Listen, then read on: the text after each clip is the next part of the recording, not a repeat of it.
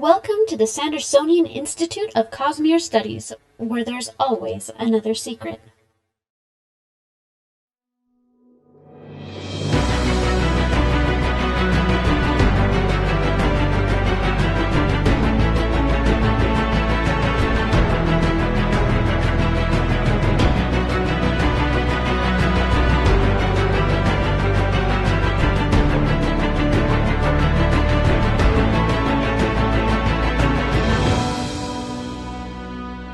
Welcome back, Sixers, to another episode of the Sandersonian Institute of Cosmere Studies. This is episode 147. Today is October 23rd, 2023.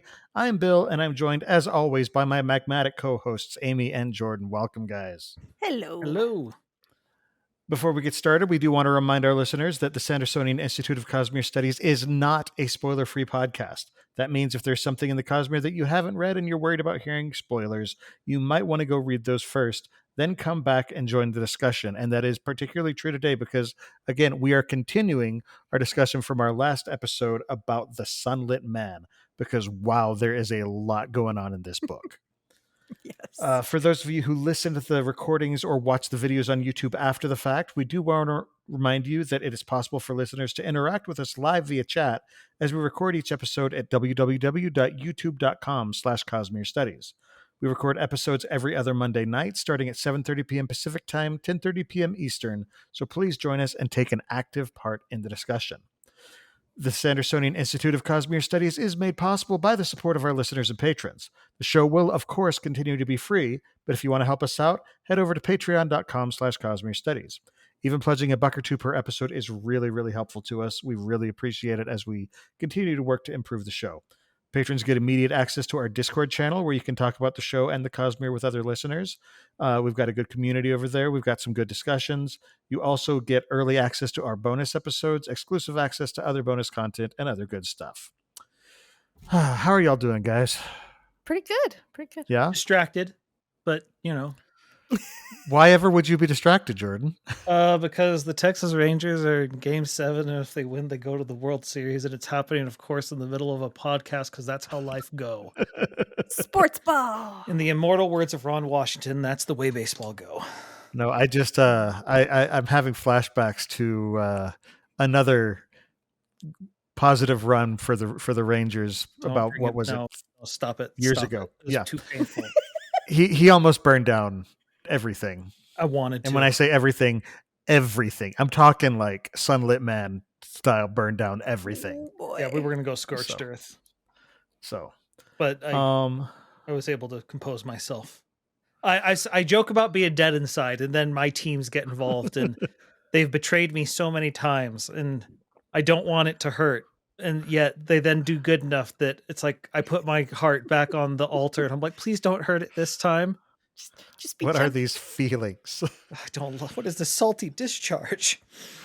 Well, yesterday was a good day at my house because I had a seafood boil for my adult nephews and nieces, the ones who are college age. They all came over and it was good. It was crab and mussels and shrimp and sausage and potatoes and corn and all sorts of wonderful, delicious goodness. So seafood is good. Seafood is tasty. I'm just a heathen. It's okay. How about you?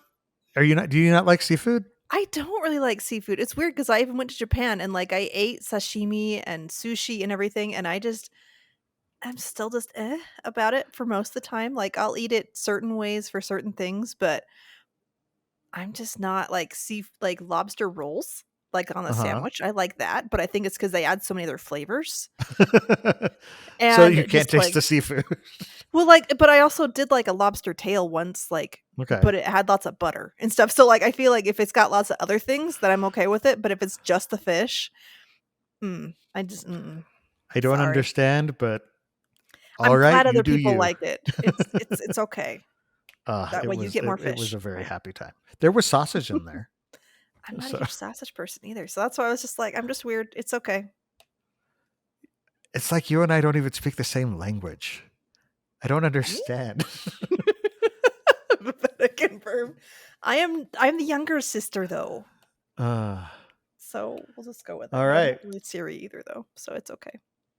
Well, why don't we move on to our announcements? Jordan, how are we doing on our push to 3,000 hours?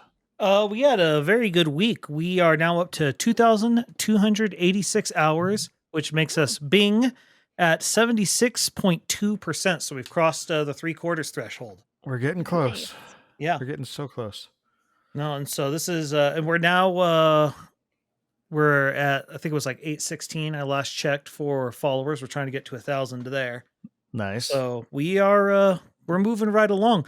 If you are not yet subscribed to our YouTube channel and you're going to Dragonsteel Con, or however, it's just Dragonsteel, but I can't help but add the con. If you want to put con on there, yeah. But if you're showing up, there may be something related to that if you come by our booth. Okay.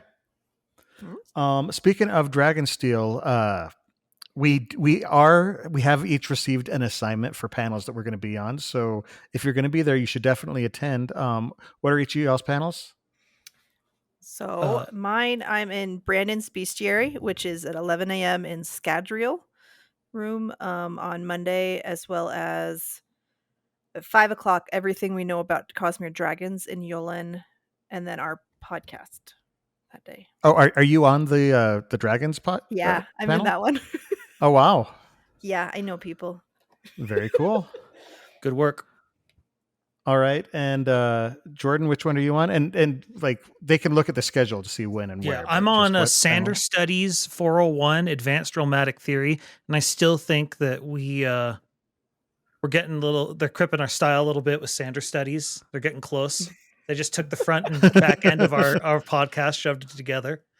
But yes, indeed. Yeah, I'm looking forward to this one. It's going to be at on Monday at 7 p.m. Okay. Over in Scadrial. And then I will be in the Cosmere, a speculative timeline. So we're going to be talking about when different things take place in the timeline, which actually we'll talk a little bit about that when we get to the email later on. We have an email that actually applies to that.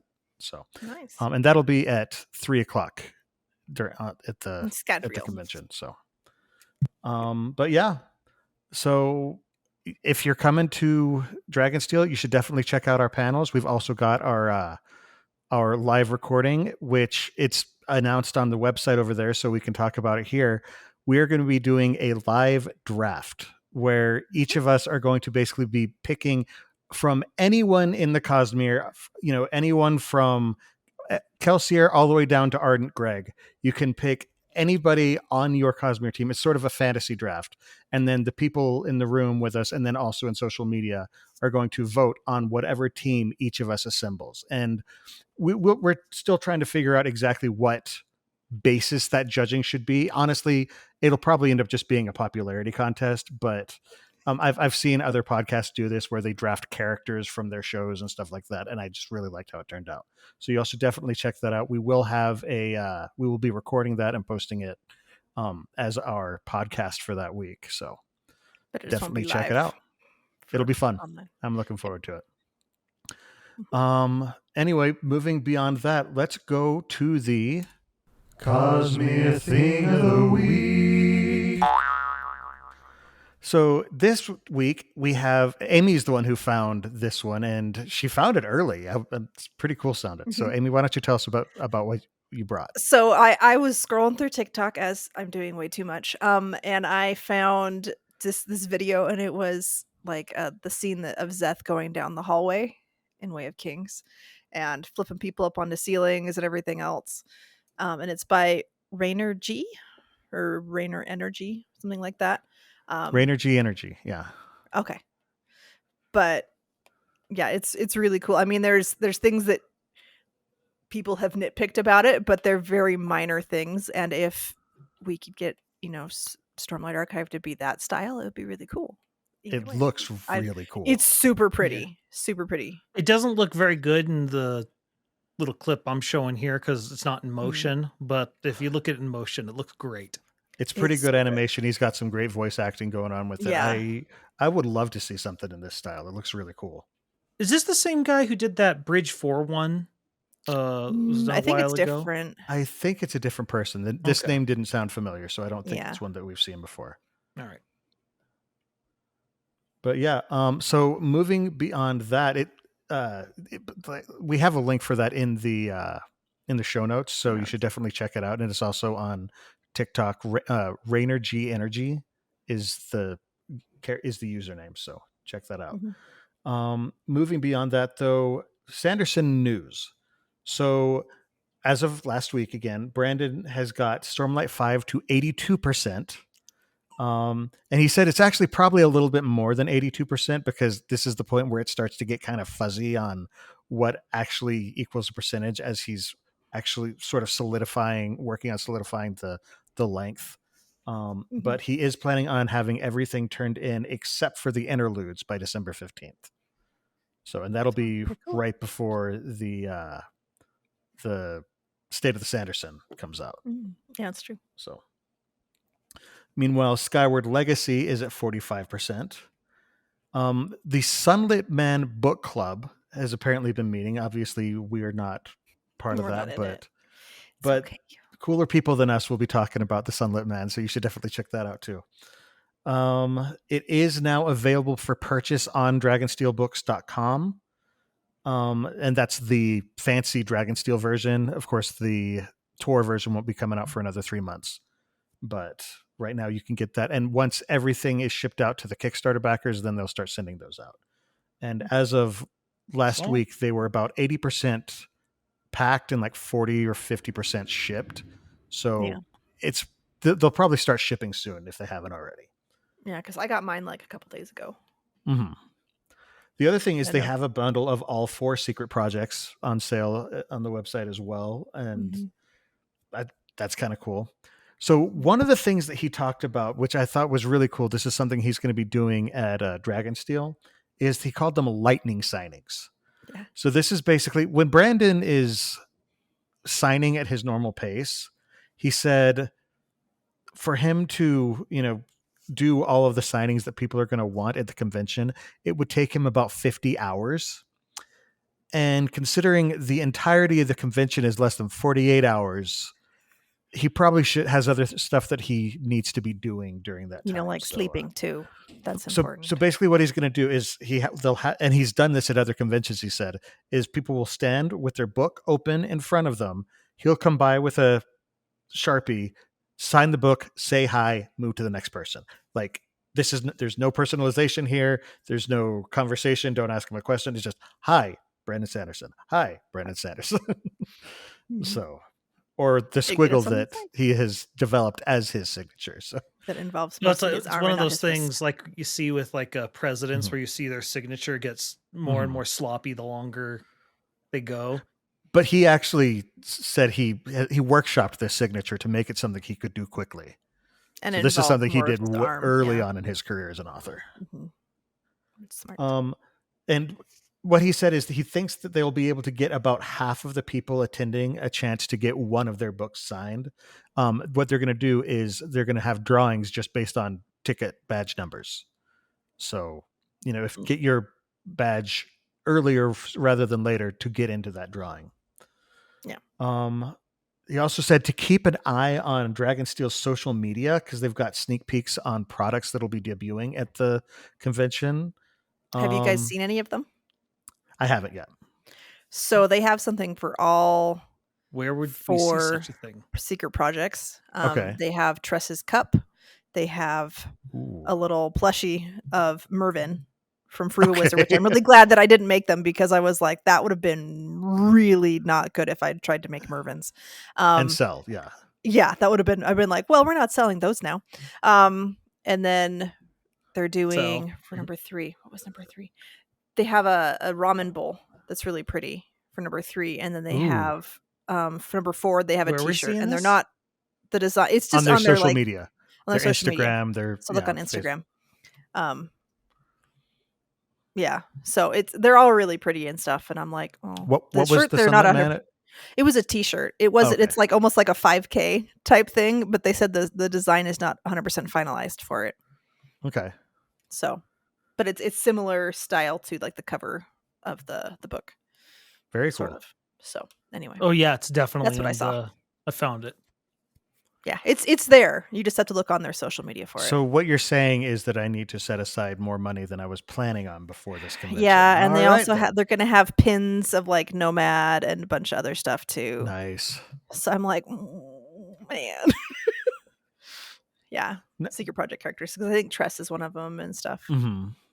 Now, for those of you who can't make it to Dragonsteel, Barnes & Noble is going to have a ticketed digital event, which is going to be on Thursday, November 16th. This is for the release of Defiant. So this is happening before the convention. It's a ticketed digital release. So basically what it is it's a Zoom meeting. And what you're going to do is you're going to get your ticket. They'll send you an email closer to the date and you'll have a link to sign in. And it's just sort of Brandon doing a seminar. And I think they'll have options to ask questions in chat. Maybe. I'm not sure about that I'm part. not sure, yeah. But tickets are just under $30 and it will include a signed Defiant Barnes & Noble exclusive edition of the book, which is basically, it includes a unique dust jacket. It's got a custom case and in papers. I don't know exactly what that Like means. it looks like the different cover. I glanced at Barnes & Noble, and that one, it looks like it's more of a blue compared to it's usually come in orange on the normal one. But the in papers, that's what I'm not sure about. I don't remember seeing that part as much, just like the dust jacket was more and then blue, it says it'll also have extensive content from the Skyward series assembled together for the first time. No idea what that means. Yeah. And they're also going to send these out after the book is released. So you'll log in, you'll be there for the sort of seminar discussion, whatever. And then a few days later, that's when you'll get your book. And if you pre-order, they're also going to be entering you into a drawing to win a tactician training prize pack, which apparently it includes a custom dice tray, some strategy games, and some other stuff that hasn't been announced yet. So very cool. If you want to be a part of that, that's something you can do from afar. I have a sneaking suspicion Amy's dice won't fit on that dice tray. Yeah, probably not. I mean, if they did, they would take up the entire thing. Maybe the D4. The D4 might. That's probably about it, though. If you do want to check into that, I do have the link for the event, the Barnes & Noble event, in the show notes, so definitely check that out there. And they also have said that they cannot guarantee that there will be any sort of replay, and there's no refunds, so make sure if you get the ticket, you don't miss the actual broadcast. Yep. Good to know. All right, so let's move on to our main discussion. Why don't we? Okay. I like this idea. I'm excited to be part of it. Okay, so the Sunlit Man. There's just there really was so much going on. We didn't talk much about the fact that these people are from Threnody. Not from Threnody, but descended from Threnodites. Yeah. Yeah. I mean, we did talk about the chorus a little bit. Yeah. Right, which is very obvious connection to Threnody, and then you have their names. The names, which are very, very Threnodite. Puritan era America. Yeah. It's interesting. So, but Jordan, you were saying something about the night. What is it? Night Brigade. Night Brigade. Night Brigade. That's it. Yeah, the people who are apparently chasing Sigil, Zellion, Nomad, whatever we're going with, across the stars. There were a couple of things that we Brandon has discussed them, and mostly we've just known that he has a book in mind called The Night Brigade for quite some time, and we haven't known what they are, what they do. I forgot about that. I completely forgot about that. Yeah, and so we haven't known. What we do know now, they somehow can use the dead as soldiers. But there's something I want to focus on. I want to focus on the Admiral. Because one, that's all we get. Her name is the Admiral, as far as we're concerned. We get her hair is short and black. She doesn't like sitting. And he says she has a silver continuity chain, but at her side. Okay. Yeah. I want to open up to Oathbringer. Ah, there we go. Oh. The continuity chain. Yes. When Kaladin, Shalon, and Adolin, and Syl, and all the others are in Celebrant, they fought. They found a place selling weapons, and Adolin tried to negotiate while Kaladin browsed. some kitchen knives, a few axe hands, and sitting in a locked glass-topped box, a long, thin, silvery chain. You like? The shopkeeper asked. She was made of vines, her face formed as if from green string, and wore a hava with a crystal safe hand exposed. Only 1,000 bromes of stormlight. I think we now know the name of what that thing is. I think that's a continuity chain. I would go with, because I do remember like people were asking specifically about it because it's like it's a metal thing. It's a metal chain and it's blatantly pointed out. So what is it? And now we know something. Now the question is, what the heck does it do? I'm guessing it has to do with connection, but that's mostly because a lot of smart people on the internet keep pointing out connection with it. And so I'm like, that sounds like it's probably related to that. So that's for, that makes sense to me. And I mean, they're jumping from world to world to world, and they're probably going between the different realms too. So that would likely be important for something. So I have a theory, kind of based on what you said. We know the reason they're hunting Sigil is because of his connection to the Dawn Shard, and so they're trying to connect that to figure out where Hoyt is and all this other stuff. Well, we also have them jumping from world to world to world with these shades, and yet somehow these shades are able to move around. I think the continuity chain does something with connection to let you see a literal continuity chain of connection where you can follow the chain. Now, how and why is it whip-like? I don't know. I don't know. It was just if it's like how you do like the water thing, like with how people like try and hold something up above water. I can't remember what it's called. And then like that's supposed to point you to where. Oh, dowsing. Dowsing, yeah. I'm wondering if it's kind of like that, so like the chain can swing in the direction you need to go or something. That's I don't know. It's an idea. So I mean, how long did did they indicate the size of the chain? He said whip-like, so I'm just imagining. So like really long. Okay.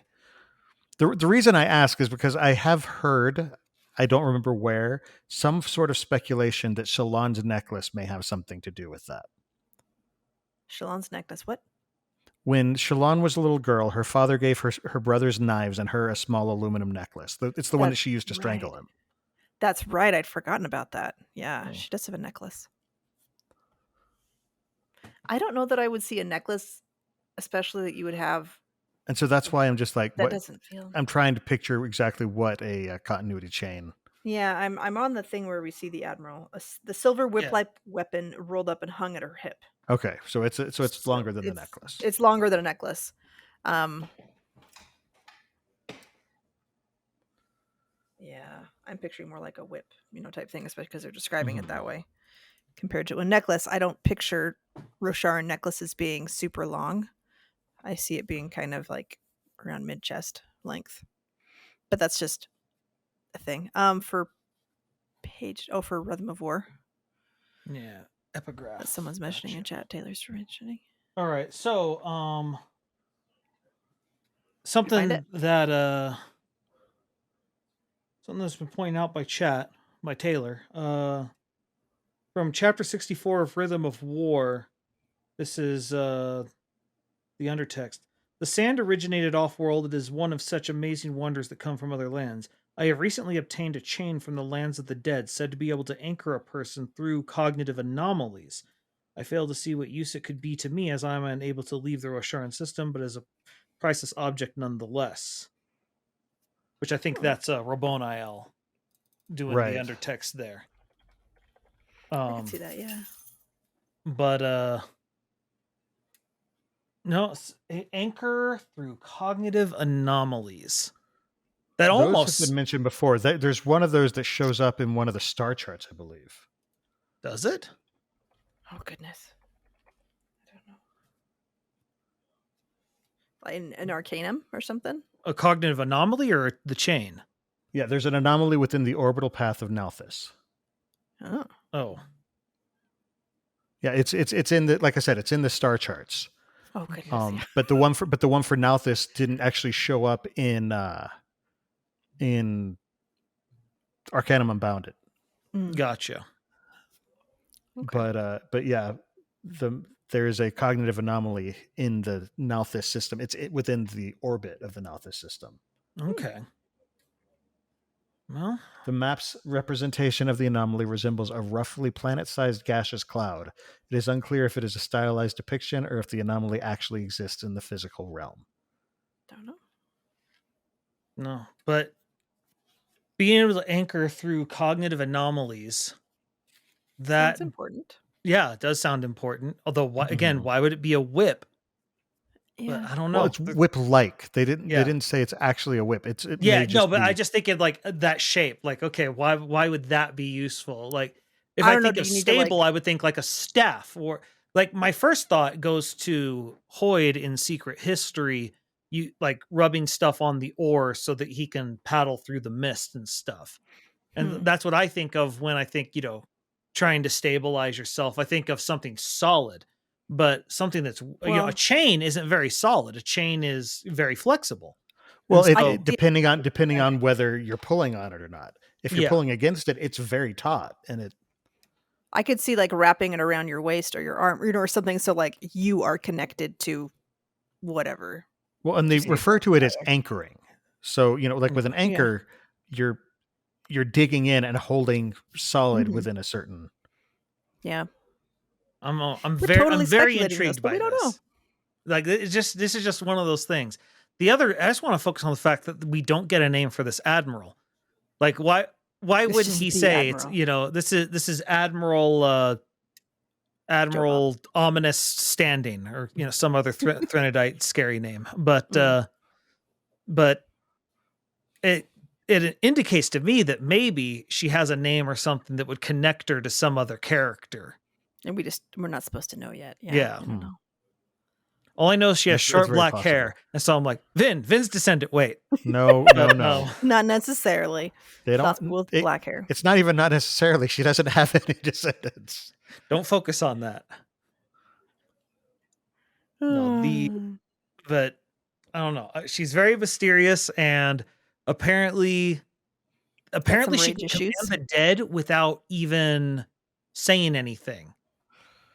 Because Sorry, Which, I'm I laughing mean- at chat. Chat just said, "Oh no, she's going to be adopted by Kelsier." don't threaten me with a good time, chat. Anyway, Oh man. actually, pause. They're hunting down for Hoyd. If Kelsier, Well, they are hunting Hoyd. yeah, and I just realized if Kelsier needs a specific secret and he's still around at this point in the future, who knows? He might need information from Hoyd. Which means finding the weakest link, which they think is Nomad. Yeah. Who knows? Oh goodness, I don't know. No, But would he? I mean, I don't think he'd have a problem using Threnodites to find stuff. Oh, Kelsier will he wouldn't. use nearly Whoever. he does have some limits, but Yeah. No he's woman. not above. But probably not, because at least at the end of Lost Metal, Kelsier, when he's listing possible allies, he doesn't list anything with Threnody unless Mythos has something to do with Threnody. But we have no clue what Mythos is. Right. Because the things he suggested were Cell, whatever Twin Souls world is, the Aethers, and and he says, or maybe even Mythos, which is like, what's Mythos? What? You can't do that.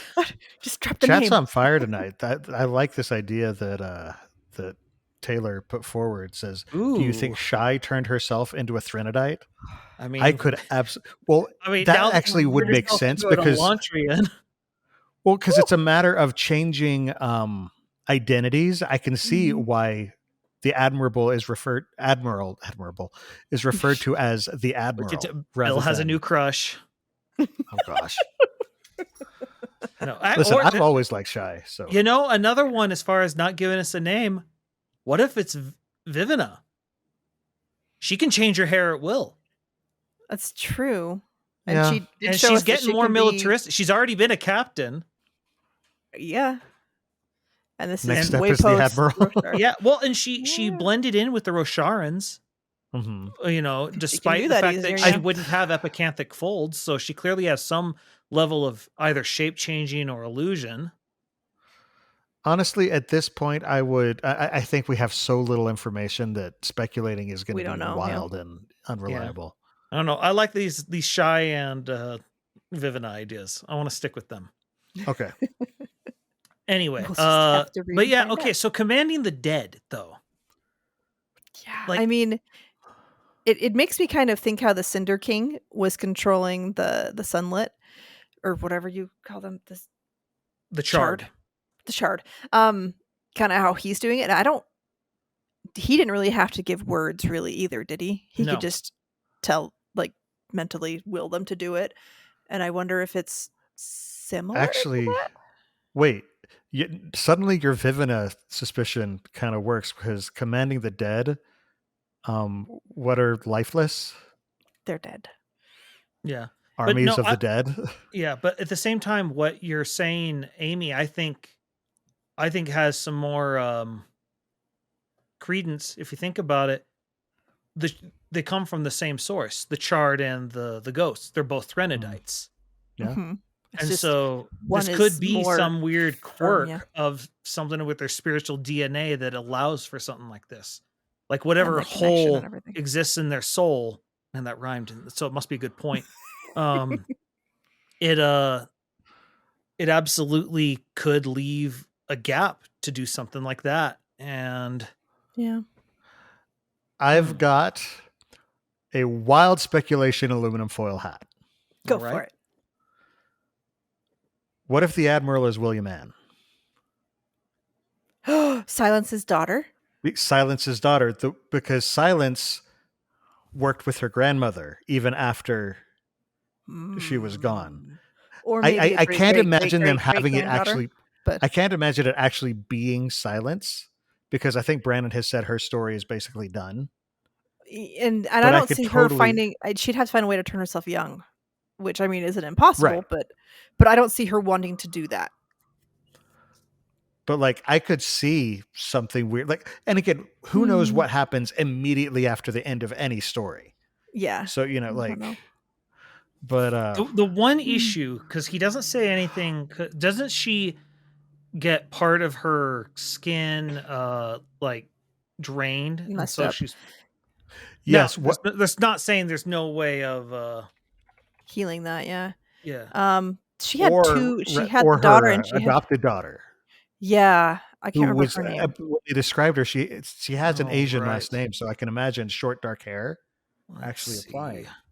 But this just feels far enough out that I wonder about that because their tech level was not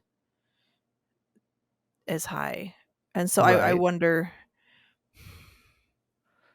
I don't know.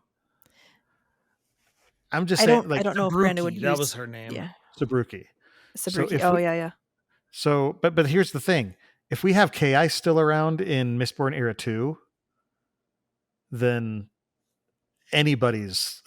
Yeah. fair Well, I game, know. think. I just worry that it's. I don't think Brandon would only use people from the past. I feel like he would introduce new characters too. Oh, He absolutely. wouldn't. So Yeah. like that's why I hesitate to But be It's he's- as only the permanent. fact that he wouldn't give us a name. Like if Uh-huh. the name Exactly. didn't matter, then why not say, you know, Admiral Tenacity or whatever her, Montaigne, her or name would Admiral. be, because Right. that wouldn't affect anything. And in fact, it would add some of the mystery to her. We know her name is Tenacity. Is that a title? Is that her name? You Yeah. know.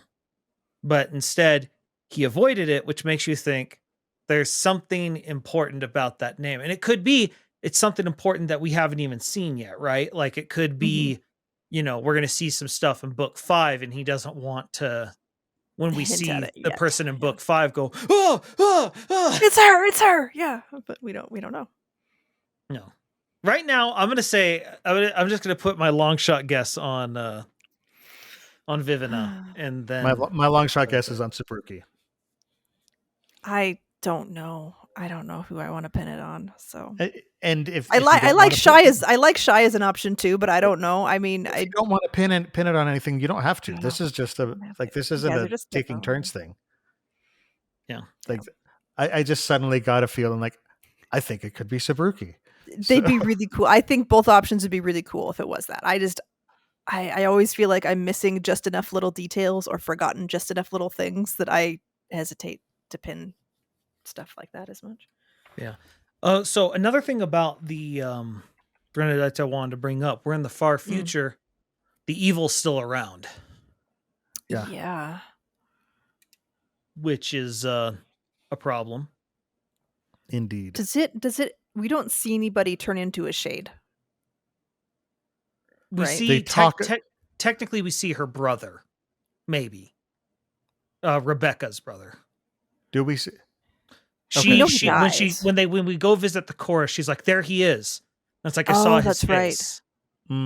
That's right. Yeah, and I thought there was some commentary about how like they don't know exactly how that happens. It doesn't matter where they die on the planet, just that they find their way to the chorus. Somehow the connection to the ship leads them to the correct spiritual, chorus. Yeah.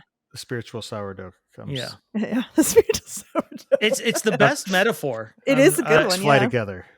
Mm-hmm. Ducks do fly together. It's true. Well, the other thing, okay, so as far as making bad predictions, I was convinced 100% the way that they were going to kill the Charred King was he was going to go to their chorus and like tip it over or something, like to release the spirits on the Charred King. So you're thinking like a end of Hercules, Hades going down into the spirits. Get your filthy souls off me. Well, it's because he kept, bringing it up. It's like, oh man, if these things get out, and I'm like, yeah, I want to see these things get out. It's the Chekhov's gun. You're waiting for it to happen, and it didn't happen. Well, and then I thought also with like they crashed the ship, and he's like, oh no, like, are they popping out now too soon? And he's gonna have to deal with that. No, never mind.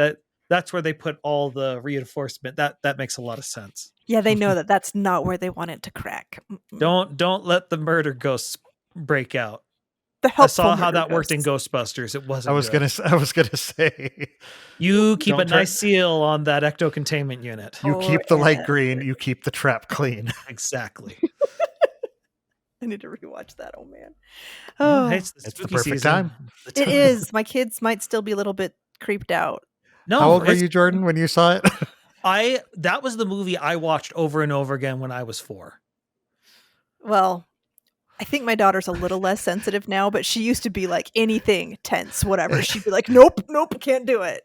So I just pictured Amy going, well, I'm not sure I want my kids to turn out like you. I was leaving it alone because I was hoping she would do that, but she's still too kind. We haven't desensitized her yet.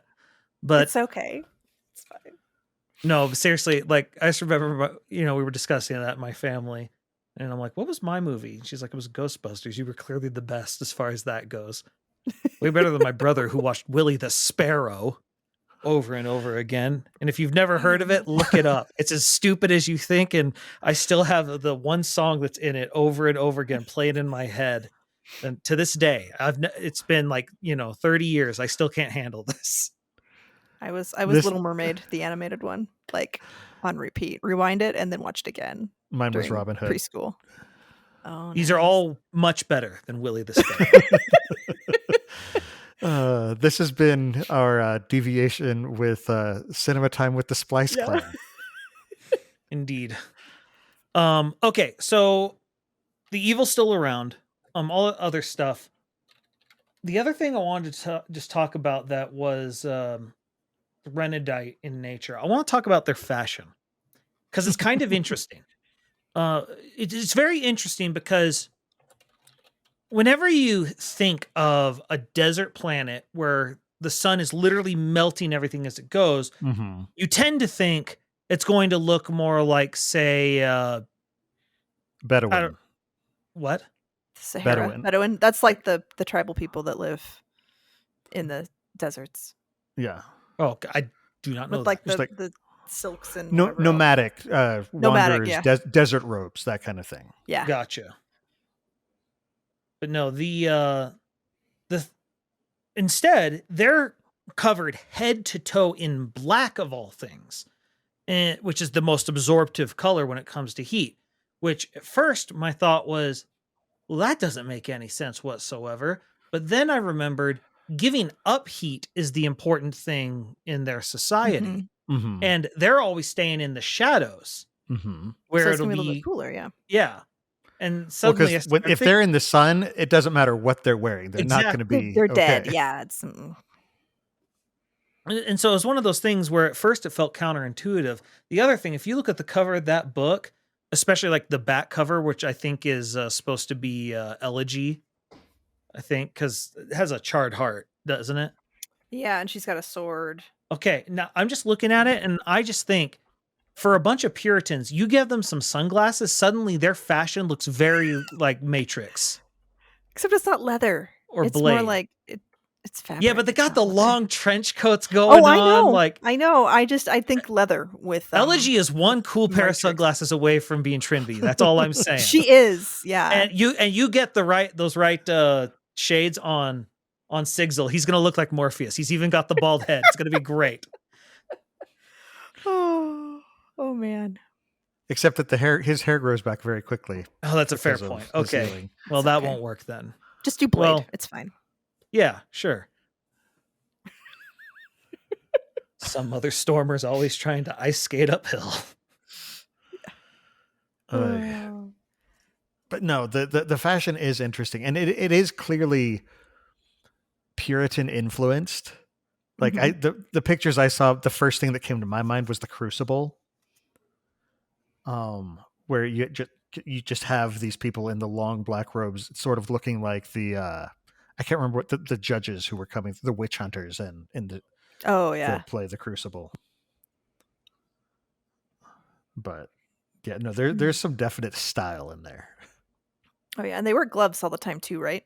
They Yeah. even wear gloves quite often. That makes a lot of again, sense with what they're working Heat, with, though. yeah.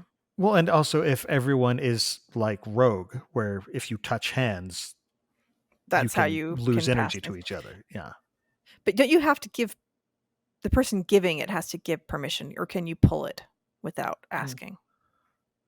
It just happens because that was one of the things they were talking about. Like even like when they're being intimate, that's one of the things. That's right. Yeah. It completely That changes awkward like how that conversation. would work. It makes sense why Mhm. there is like a ritualistic piece to it, because Right. Mhm. if you're literally giving up body heat every time you touch, suddenly intimacy is a very different and actually a much more intimate thing. And I like yeah. how Brandon's really thought this through. Mm-hmm. I also liked how Rebecca actually was like, hey, we might die, so maybe we should take some comfort. And I like Sigil's response to that, where he's sort of like, one, I'm way too old for you. I'm way too old for you. As much as you For think the record, not, I am. everyone in the greater good, I'm way too old for them as well. Yeah. But it was also like, I liked the whole reasoning behind it, where he's like, no, let's, it's not going to mean anything. Mm-hmm. This is too important. Yeah. And it shows the fact that he is a survivor. It also just shows that he still has that confidence that he and these people will survive, because he's thinking, what do I do to help them like survive beyond this? He's not thinking of the momentary, which if Mhm. he thought he couldn't save them, he might say yes to give that comfort. Mhm. Mhm. Which, this is obviously not ground we normally cover in a Brandon book, but it made sense given the scene and the time yeah. and Yeah. what was going on. Well, honestly, if he thought he couldn't save them, he probably would have just bailed with the The Sun with the- Hearts. no, the what's the Cinder King? Scatterings. Or the Scatterings. Except that probably would have backfired when they realized who he was. But Well, and And he just that was would've sort taken- of his fault, because he couldn't stop trying to figure things out. Right. And they're Mhm. like, wait a second. Dark skin, Arcanist, Rosharan. Oh, oh no. the Night Brigade's here. We know who this guy is. oh no. And then he calls the Shard Blade, and they're just like, "Oh yeah, this is the guy." Well, what was interesting was it didn't appear like they had any actual allomancers in there, but they did have a pushing device. Mm-hmm. Mhm. And he's like, well, good, I have no metal on me. Gets pushed. Dang it, the belt buckle. That's the one thing, yeah.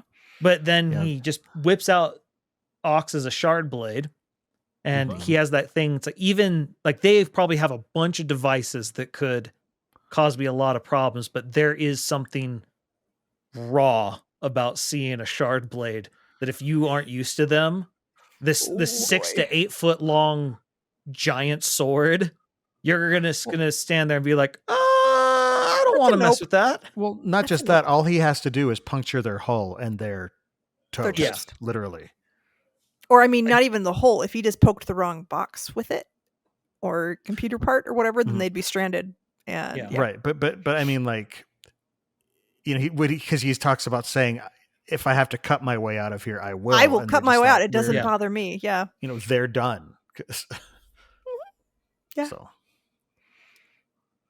Yeah. All right. Well, I think it's delicate probably a good time for us to take a break. So we will see y'all in just a bit. And we're back.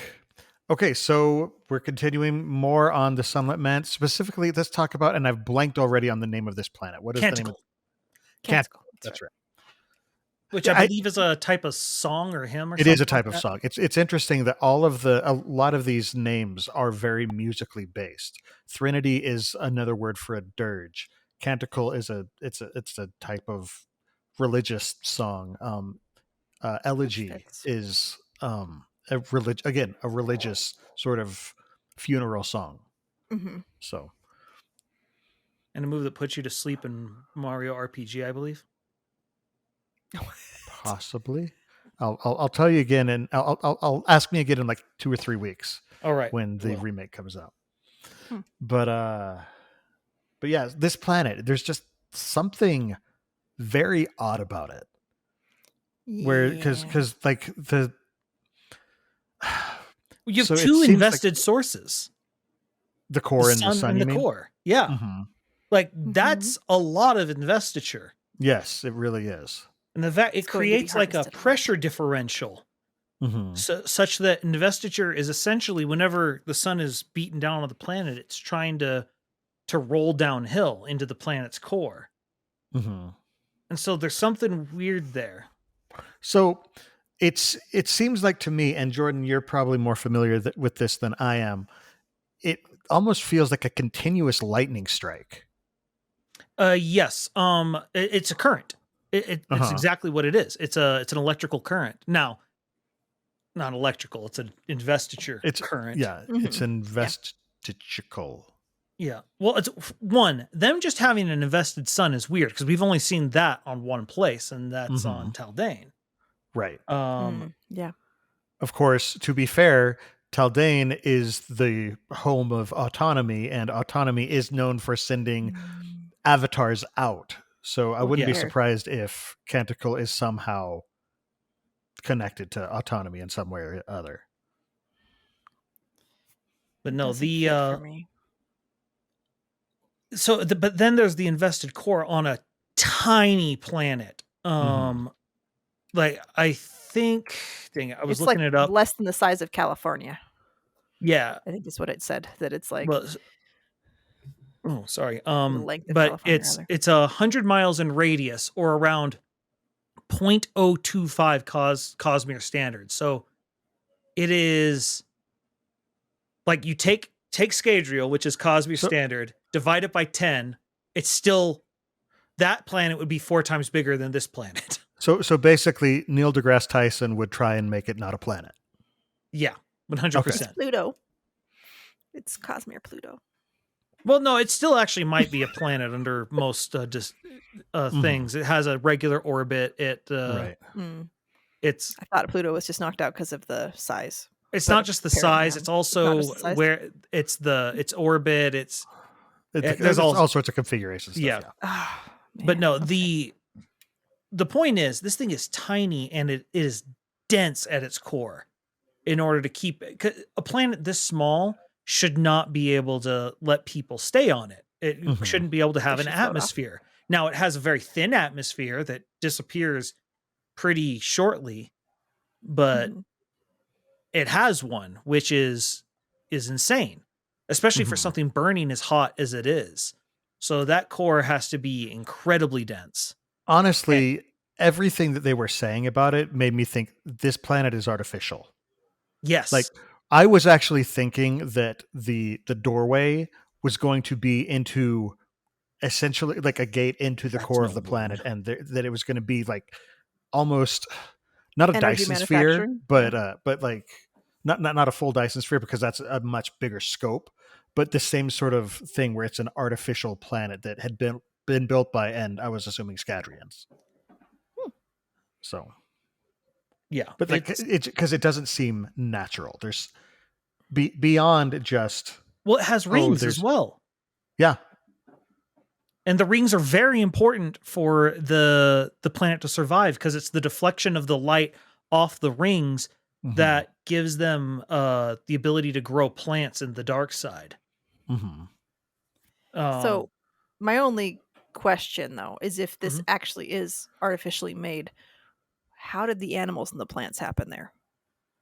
Did Same they just way like they happen tweak on Scadrial. They were well, put there.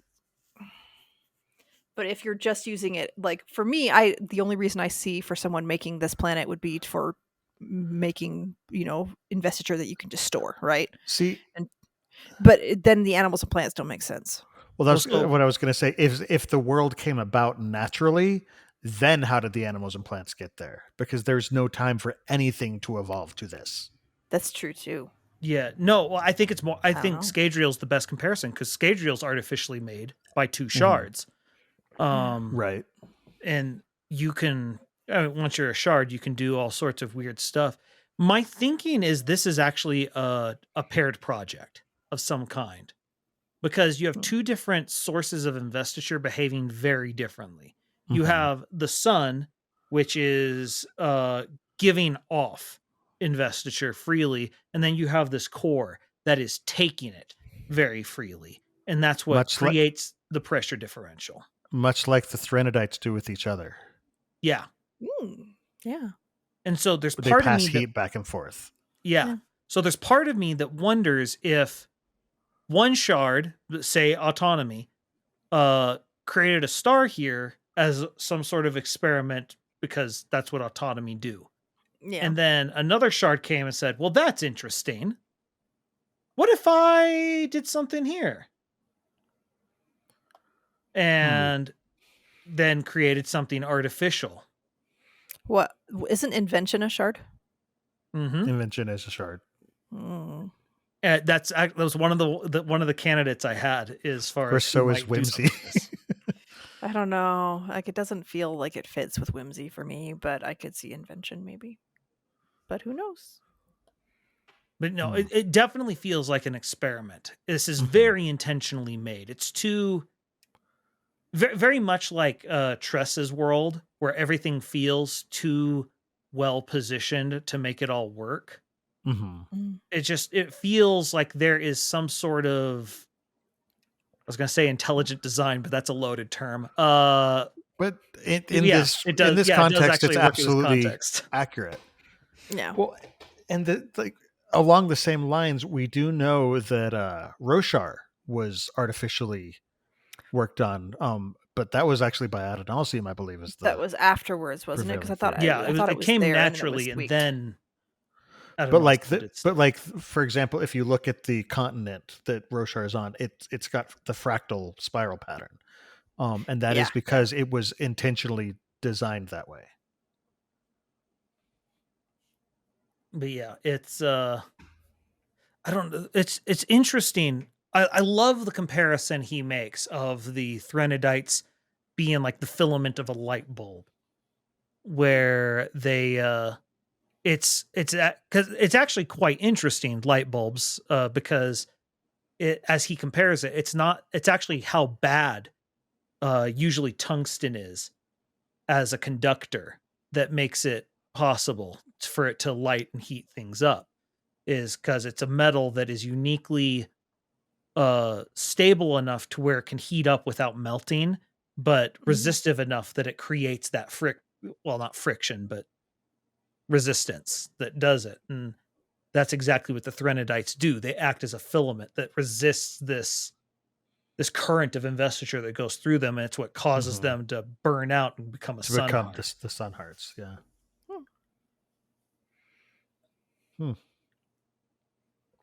Yeah, I don't know. Well, and this tiny little planet's going to become very important because he was able to get like he like does it and he's like, how many BEUs do we have off of this? And it's like enough to get you to the first heightening off just one sun heart. Yeah. And so now obviously he wouldn't give you the effect of that heightening, but like that level of investiture. Right. Which is a lot still. And it's a renewable resource, but on a very tiny, like I think this planet's going to become Dune. Oh. That's actually not a bad comparison. Yeah, that is true. It's just too valuable. Yeah. And the Scadrians are going to definitely be protecting it because they're researching it there, and they're going to want that investiture that they can just use again and again and again. Well, and the Night Brigade's there, so it's not like the Scadrians have a secret because they're about to get wiped out by the Night Brigade. Mm-hmm. Yeah. Because the Night Brigade's pissed that they didn't tell them about Nomad. Oh, yeah, that's true. Mm-hmm. Yeah. Purgatory LT2P in chat mentioned a while ago also the 3D shade printer. If you pair that with a Lightweaver or somebody who can soulcast, because all you need to do is you feed it the materials and then they can make anything out of it. Well, if you can soulcast air or rock into the types of materials that you need, and then you put it in and they can create the intricate designs, that's a powerful tool. Yeah. Mm-hmm. No, so you combine that with the very important. Yeah. So you combine that with this unlimited resource, because again, with for example, Stormlight is considered one of the most transportable things, but to store it, you have to have a perfect gemstone. And these sun hearts store it perfectly. It doesn't seem to leak. Well, and we've already seen it easily fuel multiple different magics. Mm-hmm. So we know it's basically as versatile as breath. Mm-hmm. And you don't need to. That's the other thing. This isn't some process of refinement. This isn't like oil for us where it's like, oh, if you refine it, you can use it in all these different ways. And it's why it's so valuable. No, this thing comes out ready-made. I can do anything. Yeah. I worry for the Canticleans. The Canticleans. The Canticles. I like Canticles because then it sounds like Greek. Because they're going to become too, like, it's one of these things. It's too important for any civilization to ignore it. Right. And well, especially when that's the problem with all these different powers is you can we've hit this before. Suddenly you can't, even if you are a good moral and you don't want to take advantage of anyone situation, it's like, yeah, but the other guys might. They will. Yeah.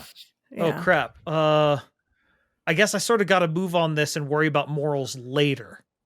I'll be the benevolent leader, obviously. Yeah. Oh, it's easy to talk yourself into it. It's so easy. It's like, I'm not going to misuse it, so I have to take it for myself. Care of it. Yeah. Oh boy, that's a slippery slope. Yeah. Oh, hell's the forest of hell is paved with good intentions. That's a good one. I like that. No, it's going to be a problem. I feel bad for these people. Yeah. Yeah. Not just because their world is. Well, okay, I'd say it'd be a literal hellscape, but then we literally got that line in the story. It's like, no, hell is a forest. Hell's a forest. Yeah. Crazy person. Meanwhile, you have the Southern Scadrians being like, no, hell is cold. Come on, get it right. Yeah. No, I like the way that Brandon has worked that kind of thing into conversation, like, because basic conversation does shift around that sort of thing. Yeah, and having those little details adds a lot. I mean, I think it kind of, this sort of idea kind of started when he started thinking, okay, how would people from this world swear? How, like, the Rust and Ruin and Storms and just all, just all the shades, all these different things that people use. They're the words of power in their culture. Yeah. Well, and where you consider hell is actually a really important thing culturally, because like I remember it blew my mind when I found out like in ancient Egypt they thought hell was west, because you go out into the there's nothing The to the desert west is- of them. It's just the Saharan desert. There's no civilization out there. That's where death is, and so hell is that way. It's on the other Whereas side. life is to the east, because that's the Tigris, the Euphrates, and all these other cultures. All the water, yeah. And so you start considering, where would they think is damnation? That's going to color your entire civilization. Well, I mean, you look at Roshar, they actually have, there's an actual planet. Like, they don't realize that's how it's working, but there is an actual planet that serves as their definition. Mm-hmm. But yeah, So there's a lot of stuff there.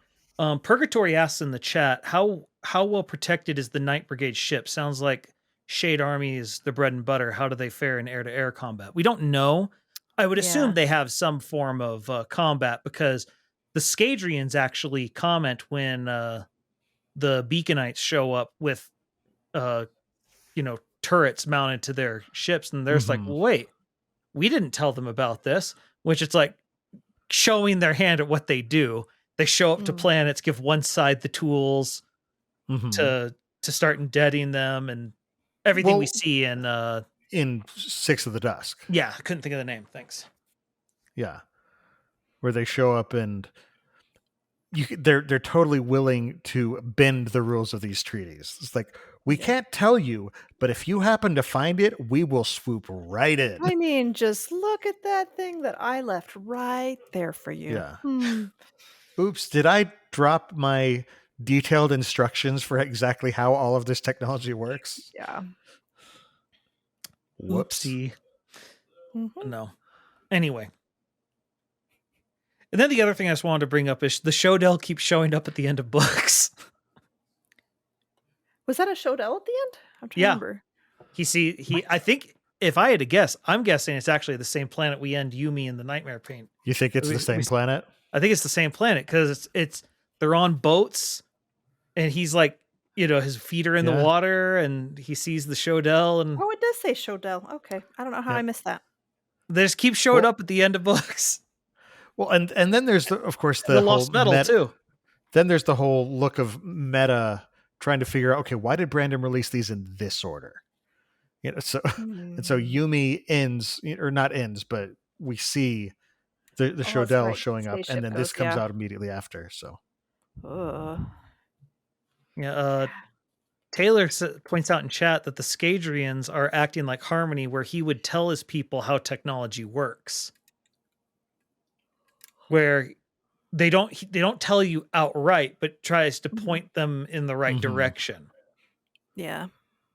Which is how they end up in a very weird situation where they don't have radio, but they do have this. Things. They skip some steps, yeah. Well, so far, everyone's skipping steps. They are not following the civilization tech tree that ad nauseum laid out for them.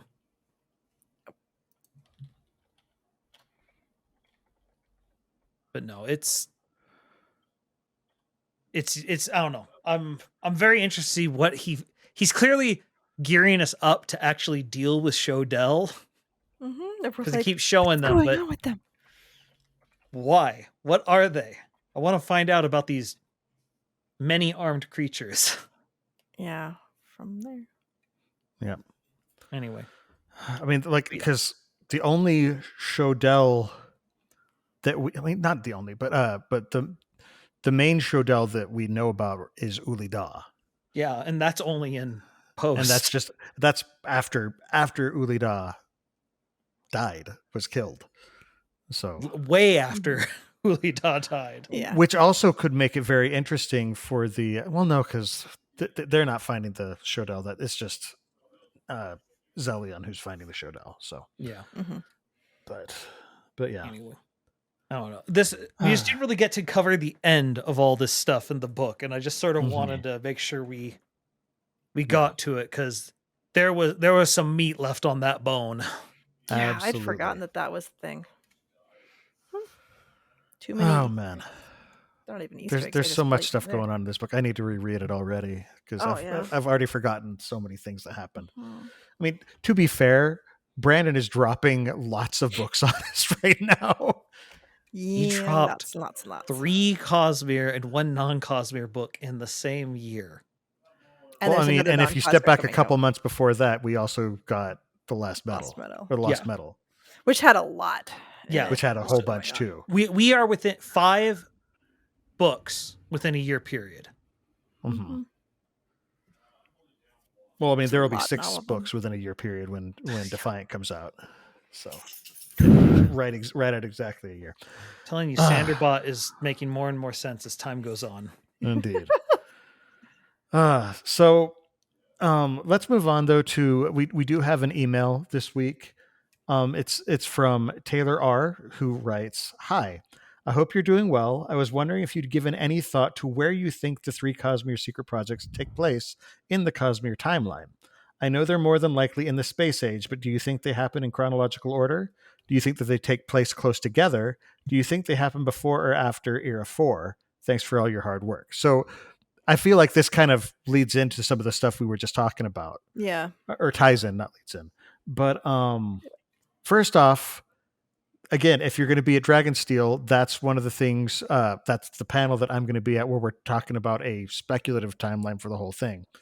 But my first response, I don't think they're after Era 4 just because Era 4 is the end of the Cosmere. Like that's the end of the whole Cosmere saga. So I don't think that this is going to be after Era 4.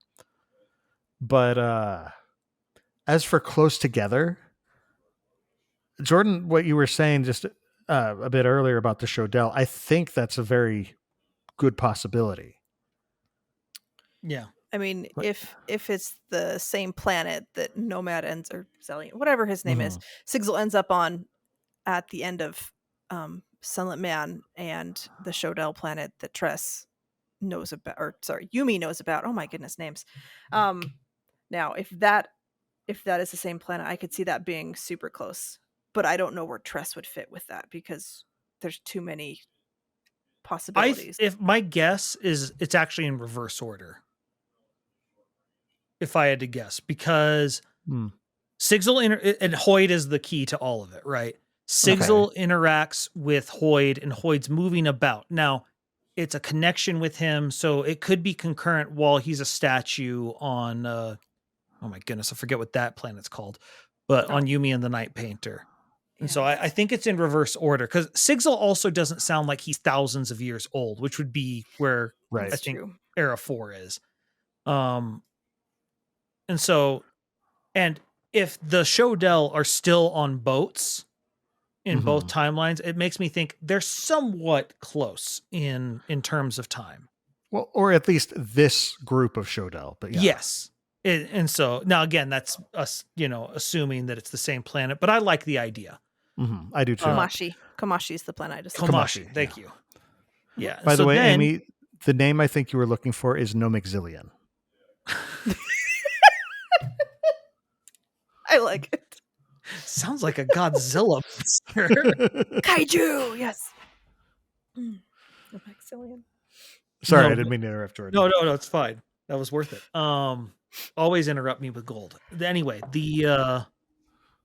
then he goes. Then Hoyd is off on this planet because the Scadrians are moving about. We know they have space age tech at this point, and because they talk about Steel Station 6 or whatever it was. Yeah, and he gets trapped there, and it makes sense to me that him getting a Launtrian magic comes last. Yeah. Because it just feels like if he has access to a Launtrian magic, he prevents himself from having other stuff happen. Possibly. I could also see it, where it's Yumi first, then Sunlit, then Tress. But I think Tress is the furthest reach. I think you're right. That's the order that I was actually thinking, was Yumi, then Sunlit, then Tress. Because there's a part of me that thinks that Zellion is there when the ship from Komachi shows up. is it Utol? Could be. That's what somebody wrote in somebody's chat, saying in is chat. Utol. Yeah. I do not remember. There's been so many names. We'll trust Shu Manchu in chat. Okay, no, that's not showing up at all in the copper mine, so I don't know. Point is, I do think these books are happening somewhat concurrently. I could see that, yeah. I mean, it's also possible they're not. We don't know. There's not enough. They can't be. concrete I mean, evidence. they can't be completely concurrently because Tress has Hoyd in it, and Hoyd is a statue on Komashi. Yeah, so there's some difference there. I could see it some argument for this connection. What we're seeing is a cognitive aspect of Hoyd, and so this thing can move, but physical Hoyd can't. But I don't actually believe that. It's like I could see there is a way to maybe have that happen. I also feel Hoyd would make some snide remark or sideways remark about him being stuck as a statue if he were currently stuck as a statue. Yeah. It just feels like there's too many puns that he wouldn't be able to resist. Yeah, that he'd have to do. Yeah. Anyway. Okay, well, yeah. So thanks so much for listening and sending in your emails. We do have openings for emails to come in to discuss, so please send us more. If you sent one in and we haven't answered it, that means that we've missed it, and we apologize for that. So just feel free to send it in again. We do love hearing from our listeners, so keep on sending your questions. You can ask us about the Cosmere. You could drop us your ideas for topics you'd like us to discuss during the show. Mm-hmm. And while you're at it, we would absolutely love to hear your feedback about how you think we're doing, as well as any interesting theories that you might have about what's going on the Cosmere. You can send all questions and suggestions in a brief, concise email to cosmerestudies@gmail.com, and hopefully we could read that as part of the show. You can also reach us at the Sandersonian Institute of Cosmere Studies, P.O. Box 970063, Orem, Utah 84097. We got personal projects that we're working on outside of the show as well. Amy, why don't you lead us off and tell us what you've got going on? So my Facebook is Coincidence Cosplay and Props. My Twitter is @CoincidenceCosp because my name is Dula. My Instagram is @Coincidence_Cosplay, and my TikTok is @CoincidenceCosplay. And my website is www.coincidencecosplay.com. So I am making dice. That is what I have been doing, and doing my children's costumes. And the dice are almost done. I have like 3 more I'm doing. And then I'm going to be cutting myself off because I need to not kill myself making dice. But otherwise, I think I'm going to just try and be prepping for my panels. For a costume I'm planning to debut at Dragonsteel if everything goes well. And then I think I'm going to try and post stuff from like months and months of backlog because I have been terrible about posting. So it'll probably be kind of random what's up there. But yeah, I mean, I'm going to be doing dice and Halloween costumes is kind of awesome. It. So, cool. Yeah. Jordan, how about you? What's going on over on the Splice stream? The Rangers won in the middle of our break, so we're going to the World Series, so I'll be further distracted by that. But no, I am live on Splice stream on Kick, Twitch, YouTube, everywhere, and we're doing Amiibomon. It has now fully kicked off. People are earning their Ice Amiibomon badge, and I am enjoying being a gym leader. It's a lot of fun. Nice. You should definitely, if you like Pokemon, come check out and see how we try to adapt Pokemon to the Amiibo competitive format. I think I think it's a very minimum. You'll just enjoy shaking your head being like, why on earth did you go to this effort, you crazy, crazy man? I do that every day. Mm-hmm. And look at how much better you are for it. As for myself, I've got another podcast. My friend Dylan and I talk about board games. It's called The Innkeeper's Table, and we post new episodes every other Friday. Our most recent episode, we talked about a game called Doomlings that you may have seen ads for on Facebook. I don't know. They've been really putting a lot into their marketing. Joel McHale apparently is a spokesman for them. But yeah, it's a lot of fun where you're basically leading these little races of amorphous blob critters from the dawn of life all the way through the end of the world, and you're adding evolving traits in them and making them better. Sort of a point salad game. Lots of fun. Anyway, so you should check out that episode. Again, the show's The Innkeeper's Table. For those of you who want to support the Sandersonian Institute of Cosmere Studies, but you're not ready to become a patron just yet, we'd love it if you would just let your friends know about the show. Tell them about it. Spread the word. Don't forget to subscribe to the podcast, to like and subscribe over on youtube.com/Cosmere Studies. And if you toss us a good review wherever you listen to it, we would absolutely love that. You can also head over to store.streamelements.com/Cosmere Studies and buy our merch. All right, guys, final thoughts on the Sunlit Man. Run, Sigzil, run. I didn't expect to like it as much as I did, because I thought it would be too short to enjoy it as much as I did, but I loved it. It's really good, and I look forward to seeing how we get here. There's so much. Yeah. The story of Fleet is compared to Kaladin racing the wind, but Sigzil is racing the sun. Ooh. And the night. Indeed. In addition to the live episodes of the show that stream on youtube.com/Cosmere Studies every 2 weeks on Monday nights at 7:30 p.m. Pacific Time, 10:30 p.m. Eastern, listeners can find our videos on YouTube or audio versions of the podcast on Apple Podcasts, Spotify, and just about any other service that carries podcasts by searching for Cosmere Studies. You can also follow us on Twitter, Instagram, TikTok, and Facebook under the profile @Cosmere Studies. For our next episode in 2 weeks, we are taking a look at another one of Hoyd's stories that he tells. This time, we're going to talk about The Girl Who Looked Up, which he tells Shalon in Oathbringer. This should be another fun discussion, so join us for the live recording in 2 weeks on Monday, November 6th, 2023 at 7:30 p.m. Pacific Time, 10:30 p.m. Eastern at www.youtube.com/Cosmere Studies. Until then, on behalf of Amy, Jordan, and myself, thanks for listening, and remember, there's always another secret. Secret.